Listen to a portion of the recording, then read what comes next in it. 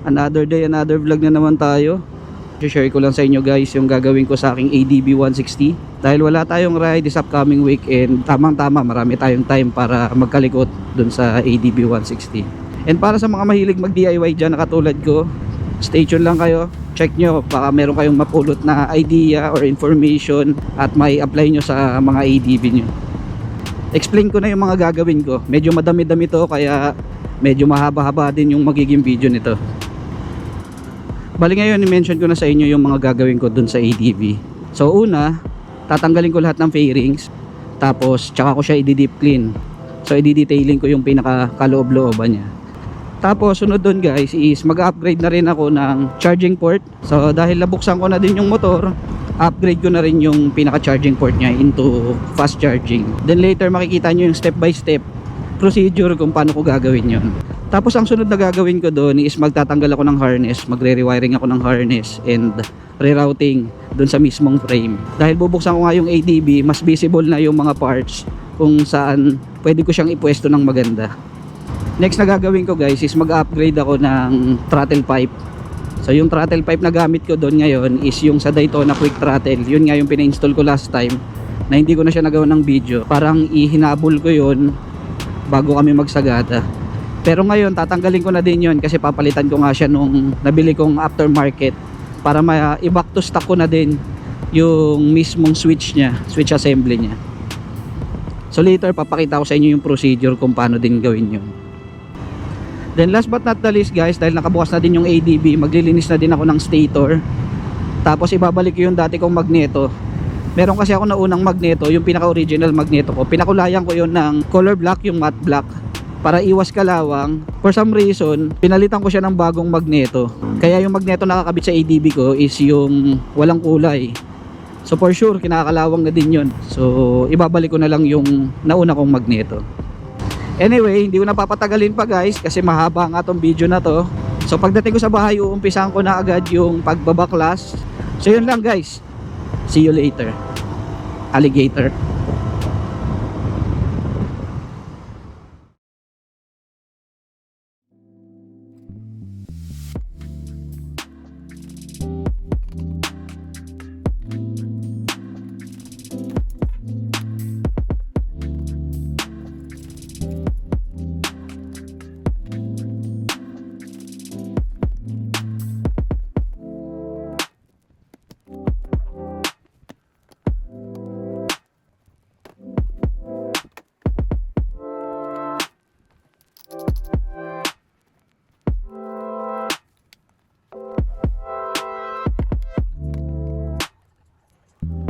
Okay, so bali ngayon guys, nakalas ko na yung fairings dito sa harap.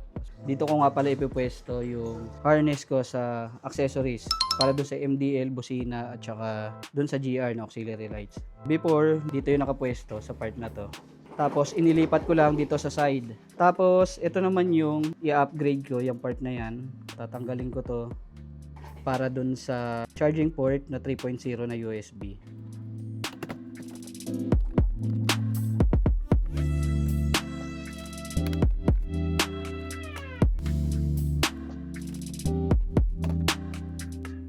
I-discuss ko sa inyo kung paano ito matatanggal ng isang buo. Tatanggalin yung bolt yan. Pag natanggal nyo yung parang sleeve nya rito, dito sa part meron yung bolt. Tatanggalin nyo siya para hindi siya nakakapit. Tapos the rest, yung mga bolt na nandito sa loob, parang hindi na kailangan tanggalin. Parang isang buo na siyang matatanggal. Hanggang dito. Yan. Yan, nakakapit yan dito.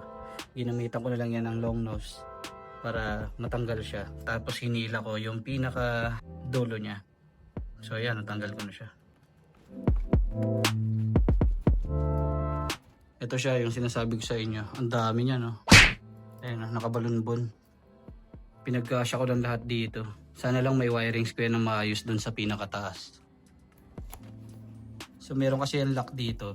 Tapos kapag naangat mo na siya, itutulak mo lang to. Tapos ito yung pinaka-lock niya, itong part na to. Tapos matatanggal mo na to.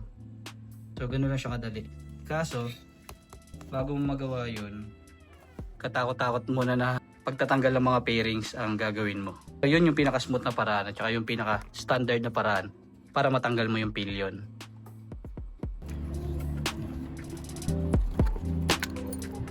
Tapos ito yung itsura ng gilid nung natanggal ko na yung fairings. Tapos ayan, yung nakikita nyo may kalawang na yan, yan yung part na kung saan ko nilalagay yung H2C matting. So kinalawang na siya.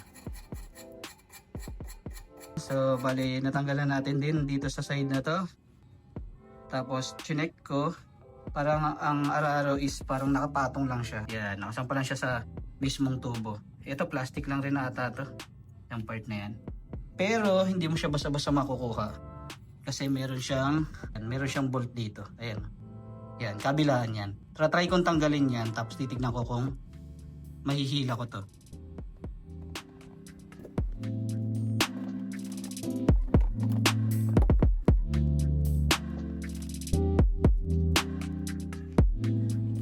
Aray ko, talagang mahaba-haba tong video na to guys. Hindi lang siya basta-basta. Pero yan, so far, natanggal ko na naman lahat ng fairings.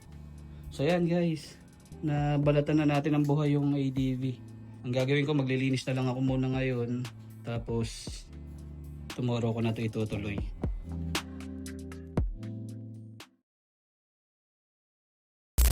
Alright, update lang guys. Day 2 na tayo ng operation linis nitong motor. I-display natin tong ADB kaya hinubara natin kahapon. Tanggal na lahat ng fairings. Tapos yung mga harness na nandito sa side na to, tinanggal ko na rin kagabi bago ako matulog. Para konti na lang yung gagawin ko ngayon. Ang kagandahan lang, kabisado ko na yung mga wire. Sana all. Kung para saan siya. Kahit dito sa switch. Yun ang advantage kapag ikaw yung bumira ng wirings nitong motor mo. Alright? So yun, without further ado, tanggalin ko lang itong mga sasakyan. Tapos umpisa na natin.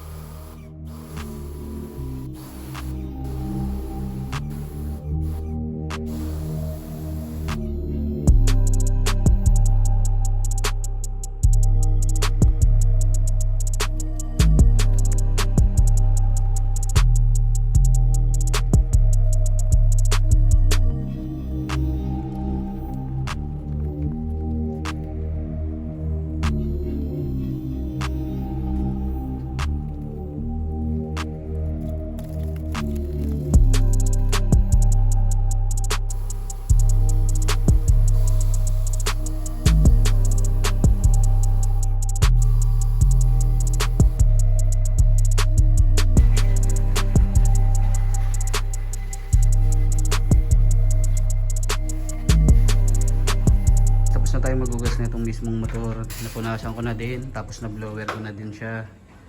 Tapos meron pa rin siya mga markings ng watermarks eh, pero aasa ko ng help sa wife ko para punasan siya at mapakintab. Sana lang kapag kinabit na natin siya or naibalik na natin, gumana pa yung mga wirings at saka hindi siya mag grounded. Hindi ko na tinakpan yung mga mismong socket, yung mga ganito, pero blinower ko naman siya. Even yung sa ECU niya, ayun sa ECU. Tapos nilinis ko mabuti to kasi madumi yung loob nito eh. So ganyan lang siya, hindi naman siya katulad nung mismong detailing ng mga pro talaga kasi meron pa silang pinapahid. Pero kahit hindi na naman malinisan masyado, kahit hindi na siya kumintab kasi nasa loob rin naman siya. Ang purpose lang kaya ako siya dinetailing. Kasi yung mga possible na kalawang, ipipaint ko yan, lalagyan ko ng pintura siya. Meron pa ako natitirang samurai na black matte na kulay. So pakaragahan natin yan. Pati ito. Ayan, yung mga part na yan. So ayan, nakaskas ko na rin siya kagabi. Nalinis ko na rin. Titirahin ko na lang yan ng pintura mamaya. Tapos ito, dinukot ko yung dito sa loob. Kasi yung pangit tignan na ito guys. Namumuo yung yung dumi. Same thing din dito. Hopefully lang hindi masira yung ECU sa ginawa natin. Bali share ko lang sa inyo guys kung paano ako nagko-connecta doon sa mismong battery. Merong butas yan dito, tapos dito ko siya pinapadaan. So mali pala yan. Kaya pala yung iba dito pinapadaan sa right side. Itong part na to. Kasi ang laki pala ng butas niyan dito. Ayan, oh. Hindi ko yung nakikita before. Kasi ang ginagawa ko lagi ako sa left side. Nagbubukas ng fairings dito sa may pinakaharap niya. Diyan sa pinakaharap na yan. Hanggang dito sa side na to. Tapos dito ko siya pinagkakasya. Yun pala, napakalaki pala dito sa left side. Ay right side. So ngayon dito ko na siya ililipat. So ito yung ginamit ko ngayon. Before kasi, hinihinang ko pa yan. Ngayon, gumamit na lang ako ng mga connector para mas mabilis. Crimping connector. Dito ko na ilalagay yan sa gilid. Bali, ang nilipat ko na lang talaga yung relay. Yung relay nandito sa taas. So, ito. Yung relay na nandito sa taas. Dalawa yan. Pakanan siya, tsaka pakaliwa. So, nakaakap lang din yan dito. So, ang kagandahan kapag bukas na bukas talaga yung mismong motor is madali nyong maiwa-wiring. Madali kayong makakapag-route ng mga linya. Tapos yung GR ko, ito. Dito na siya. Tapos yung mga may kalawang, ayan, pininturahan ng asawa ko. Nice!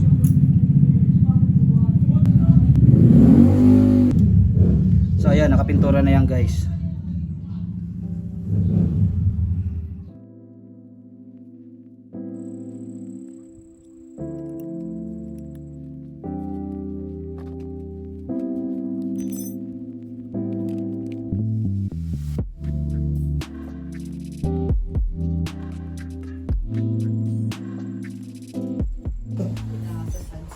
Balik loob.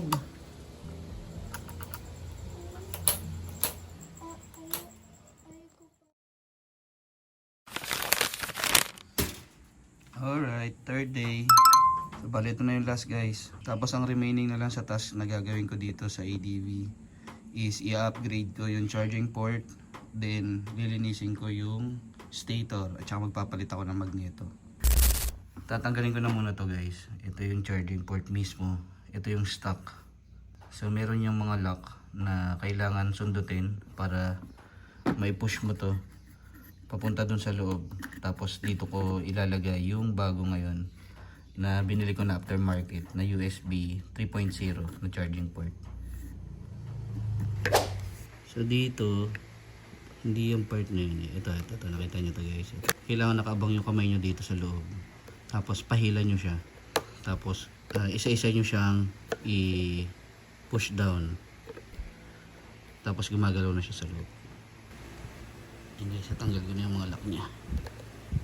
Mga kalog na to eh. Yun. Bali tatlo lang pala yung pinaka ipupush nyo. Itong part na to, yan. Ito, tsaka yung sa ilalim. Ito. Pero ito yung pinaka makapit. Itong mga nasa taas, itong malalaki. Ito yan. Bali ito yung ipapalit natin guys. So nabili ko lang siya from Shopee. Lalagay ko na sa description yung link. May takip din siya. QC 3.0. May on-off nga lang to. Pero nung tinesting ko to dun sa old battery ko, kahit nakasaksak na siya or naka-rekta na siya dun sa pinaka battery, yung positive and negative, kailangan mo pa siyang i-on gamit tong on-off. So hindi siya yung automatic na katulad nitong charging port na kapag naka-start yung makina makakapag-charge ka. Pero okay lang rin naman. Madalang ko lang rin kasi itong gamitin. Para iwas drain din ng battery. Ayan, ganyan siya. Yan, lapat naman. Tapos meron yung lock. Thread lock ito. Ngayon naman, dito naman ako sa mismong socket niya. So, ang plan naman dito is tagpasin to dito para makuha ko yung positive and negative wire. Tapos dito ko siya i-crimp. Ito yung pinaka-connector na kasama ng aftermarket. Maglalagay na lang ako dito ng konting allowance para if ever nahihinangin ko to at ibabalik ko na siya, meron pang natitirang wire na pagkakapitan. So nabalutan naman lahat. Yun nga lang, hindi kagandahan. Matik na yan kasi hindi naman tayo pro sa ganito. Bali, titaypan ko na lang yan guys. Tapos titaypan ko na lang rin ulit to. Ibabalot ko sila rito.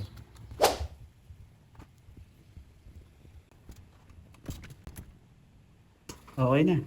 Pangit nga lang ng pagkakakrim ko dito sa goma tumama.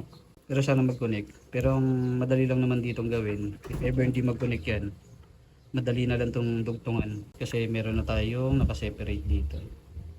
So yan na yun. Last is magpapalit ako ng magneto. Tsaka lilinisin ko yung stator.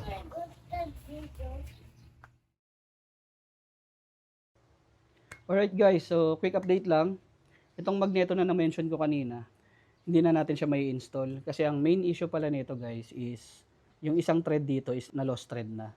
Pero meron naman ako nakitang bolt na pasok dun sa na lost thread. Kaso hindi ko pa rin siya gagamitin. Tapos siguro kapag nagpalinis na lang ako ng stator, papasabay ko na yung pagpapapintura nung bago kong magneto.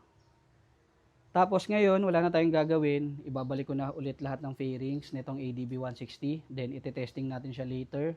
Tapos bigyan ko kayo ng feedback about dun sa mga in-upgrades natin. So yun, later guys, bigay ko sa inyo yung feedback.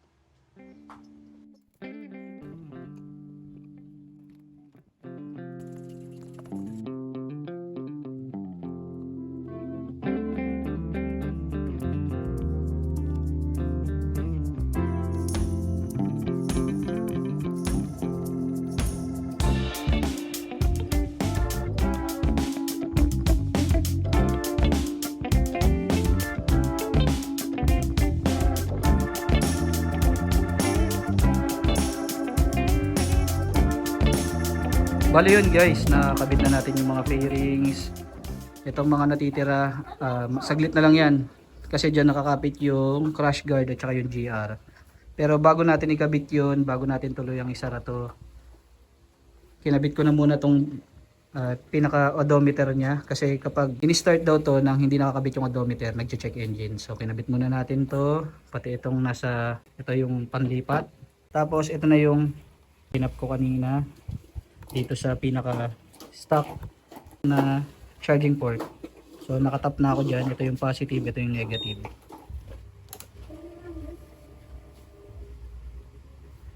Tapos ito yung pinalit ko guys. Nabalik ko na siya sa stock. Ito yung kagabi. Ito yung last na ginawa namin. Hazard. Ayun, no? Moment of truth. Gumawa na siya guys, oh. Nagpo-voltage drop ba? Wala. Safe. Tapos busina. Ay. Hazard. Okay, di ko natin testing yung hazard kasi hindi naman nakakabit. Ito yung gauge, tingnan natin. Patay. Ayun, maganda. Low. High. Passing. Ito hindi ko na gagamitin. Hindi, tingnan natin. Iilaw to dapat. Yun, oh. Nag-blue. Kahit wala pa nakakabit na GR. Okay guys, successful tayo. Ngayon, ipa-finalize na natin. Ilalagay ko na lahat. Tapos, testing na natin.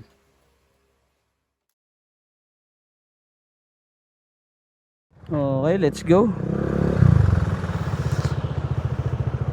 Bale yun guys, bigyan ko lang kayo ng feedback about sa kalikot seryo na ginawa ko last time dito sa aking ADB 160.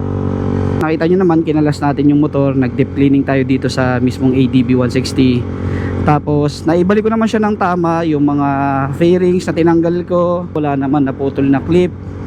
Kasi kapag may naputol na clip guys, yun yung nagkukos ng vibration. Yun yung madalas na naririnig, nagiging issue na may kumakalampag, may kumakalansing. Dahil yun dun guys, kapag may mga kulang na clip. Then sunod, nagpalit tayo ng harness. Nag-rewiring ako ng accessories nitong ADB ko. So ayan, kita nyo naman, working naman yung MDL. Ayan yung low light, ito yung high light or high beam, ito yung passing. Yan, passing yan. Ayan, passing. Working fine naman siya. Busina. Yo. Diba? Oo. Naibalik naman natin ng tama. Tapos advantage na din guys, kapag marunong kayo magkalas ng fairings at nakalas nyo lahat, mas maganda kung magdi-DIY kayo ng installation or kung magpapa-install kayo ng accessories na nakahubad lahat ng fairings, kasi doon makikita kung saan magandang ipwesto yung mga harness na gagawin para doon sa accessories. Ngayon mas maganda na yung pagkakalatag ng harness ko dito sa ADB. Parang lahat ng sa switch, lahat ng sa ballast na wirings nandito sa left, tapos lahat ng connection naman ng negative batteries, positive batteries, accessory, lahat nandito sa right side. Even yung auxiliary lights ko na GR nandito na rin sa right side. So malinis na siyang tignan. Doon naman sa charging port guys, nakita nyo nag-upgrade na rin ako ng charging port. Makikita nyo dyan sa recent video na kung paano ko siya in-install. Madali lang naman, nag-tap lang din ako dun sa original socket ng stock na charging port. So hindi ko na tinanggal yung pinakaulo. Ang ginawa ko na lang is nag-tap na lang ako dun sa wiring nun. Madali lang naman yun. Yung black guys is positive. Ganun ang sa Honda. Madalas. Yung green nila is negative. So ganun yung ginawa ko. So yun, working fine naman siya. Actually ginagamit ko nga siya ngayon. Yung kanina na nakita nyo sinesetup ko, yun naka fast charging na ako.